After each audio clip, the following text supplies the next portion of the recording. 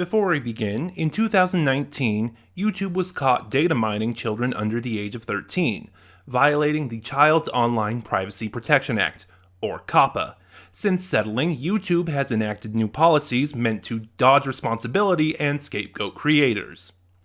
This video is not made for kids. It is not targeted at kids. It is not advertising to kids. Parental discretion is advised. Hey guys, how's everyone doing? This is the Sentinel watching over Geekdom, and welcome back to Sentinel Reviews. We finally reached this point. The series finale of Sarah Jane Smith. Dreamland, released in April of 2006, written by David Bishop, directed by John Aidensworth. Dreamland stars Elizabeth Sladen as Sarah Jane Smith, and features Stephen Grief. As always, I will be talking spoilers, so in the description box below, you will find the link to Big Finish's website where you can purchase Sarah Jane Smith Dreamland for $2.99 USD, or you can get it as part of Sarah Jane Smith, the complete series, for $24.99 USD. Suffice to say, this is your only spoiler warning, and because this is the finale, I will be talking hardcore spoilers. But before we get into that, right off the bat, I will say this story's biggest problem is that it is unfinished. Like I said, this story was released in 2006. If memory serves me right, and I remember the timeline correctly, do you know what also happened in 2006? School reunion. And according to TARDIS Wiki, which, is sort of more of a joke in the Doctor Who community than anything else, after school reunion, Sarah Jane Smith was put under Elizabeth Sladen was put under contract to do the Sarah Jane adventures, and that contract prevented her from coming back and finishing the series. So, and it's very obvious this story is unfinished. No, there's nothing else to add to that. It's very obvious this story's unfinished. Like, all of Dreamland feels like it's building up to something else. Like, one of the things it mentions is that those, as I think I mentioned in Buried Secrets, at least I hope I did, a lot of the transitions are done with cuts to a news program and an anchor reading off the top stories. And one of the stories that starts getting mentioned is a comet that is coming towards Earth. And of course, nothing ever happens because the series was canceled prematurely.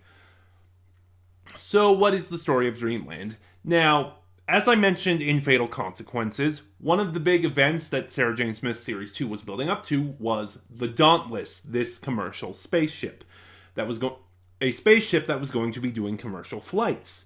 And this story revolves around its taking off. Now, Dreamland opens with right where Fatal Consequences cut off. Josh kills Will, and then he kills the Keeper. That's what happened. Fatal Consequences left it a little more ambiguous. They tried to keep it ambiguous for reasons of cliffhanger.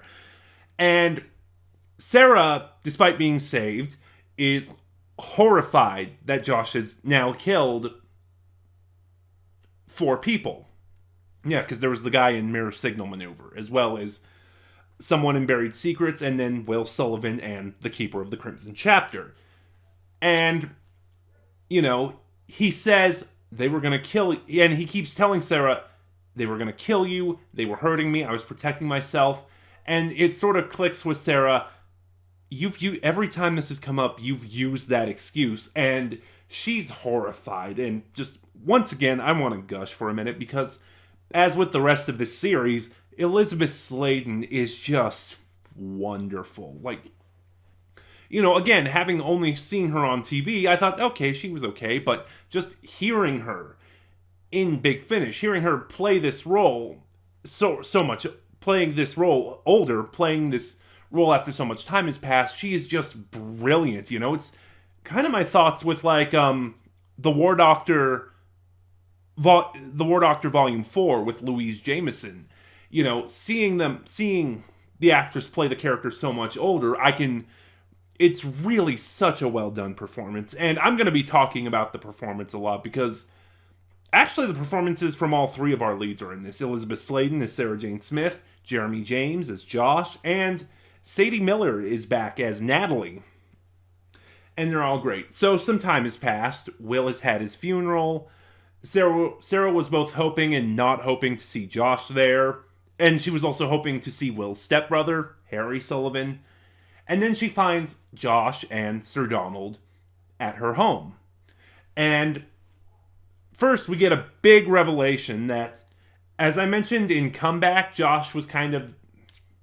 Oh boy, I hope I mentioned in Comeback now that I think about it.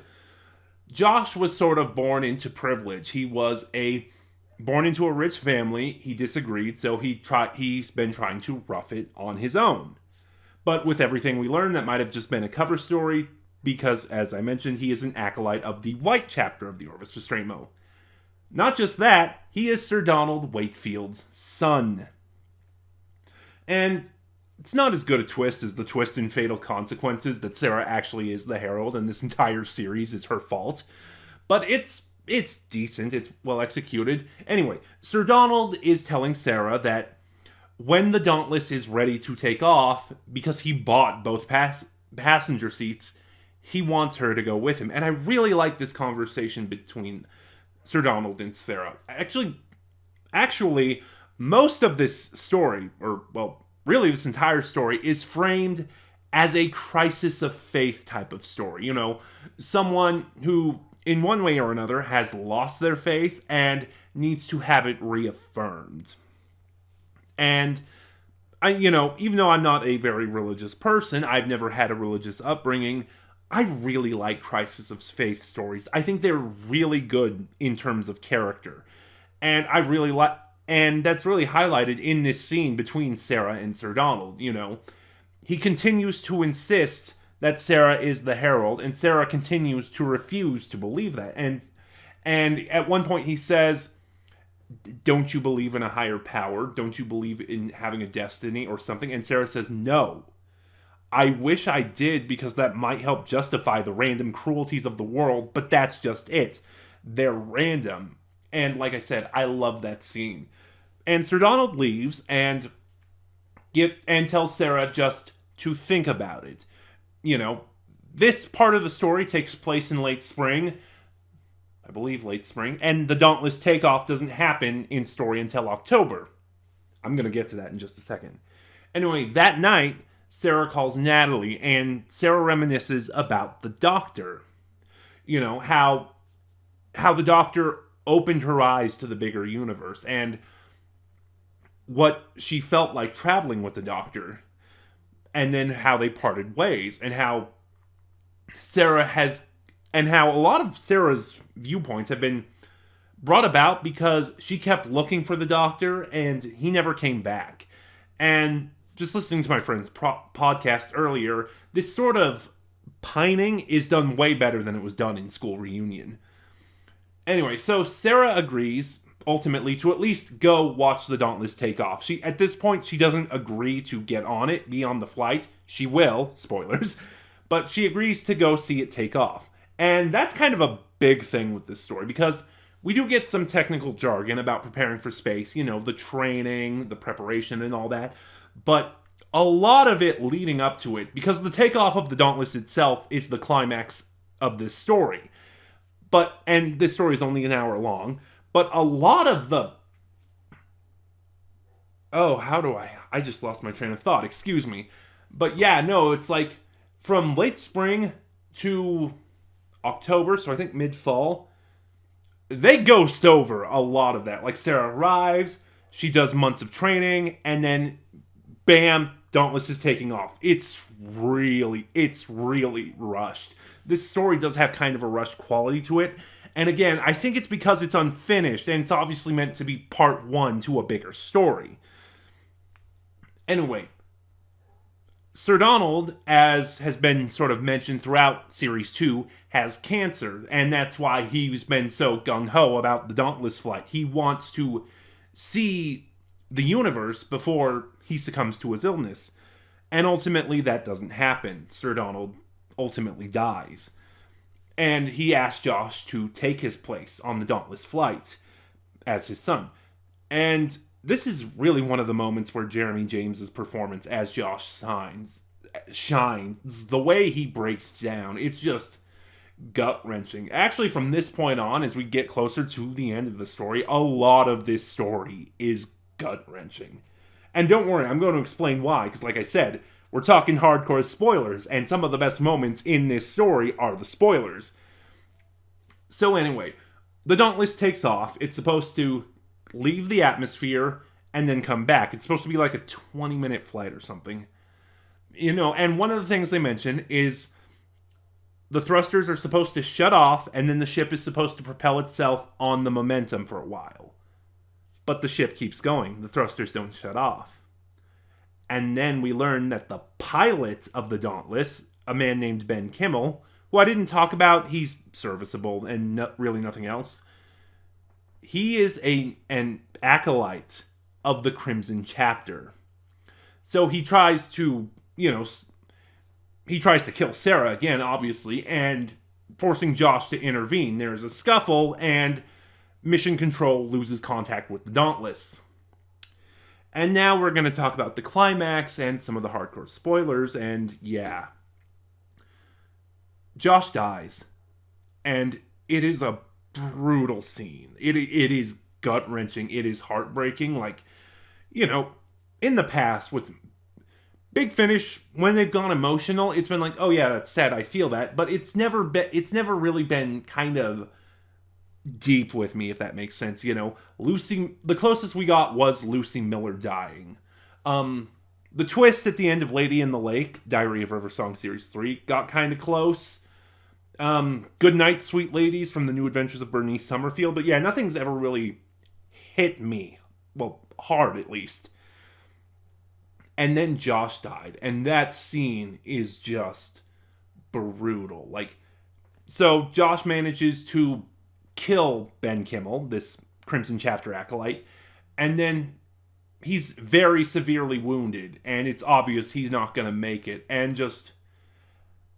oh my god, Liz Sladen's performance, again, I'm gushing, just like I always have. It's just all heartbreaking. And then it gets worse, because, as I mentioned, the thrusters weren't shut off, so the Dauntless is still going. It's getting further and further away from Earth, and Sarah doesn't know how to stop it, and she's starting to lose contact with Mission Control. And she's trying to figure out how to get back, while Natalie, in Mission Control, is screaming, breaking down, begging for help, trying to find a way to get Sarah back, asking, without you and Josh, what am I gonna do? And Sarah tries to figure something out, even though she ultimately knows it's futile, and life support is failing, so she's going delirious. And yeah, I kind of talked about that, the ending here. Sarah and Natalie losing contact with each other. Sarah sort of going delirious as the life support is failing. Natalie breaking down, begging Sarah to come back. What will I do without you? And the fact that, once again, Natalie is played by Sadie Miller, Elizabeth Sladen's daughter. I'm sure this scene has always hit hard, but, yeah, now it hits hard for completely different reasons. And ultimately, Sarah sees something out the ship's window. She doesn't know what she sees, but before Mission Control loses contact with her, she says something like, "It's beautiful. It's what I've been waiting for." Calling back to her earlier conversation with Sir Donald, and how I mentioned this is framed as a crisis of faith story. But because this series was canceled and never ended, and we're probably never going to find out what happened, I'm choosing to believe that what Sarah saw was the TARDIS. But yeah, Dreamland's biggest problem is just that it is building up to something else, and ultimately it is unfinished. And as I mentioned, the side effect of that is it feels kind of rushed. However, I do find that the absolutely phenomenal performances almost save that one major flaw. I'm going to give Dreamland an 8 out of 10. And that's it. We've covered Sarah Jane Smith. And since this story arc is longer than 6 stories, I figure I'll make that my limit.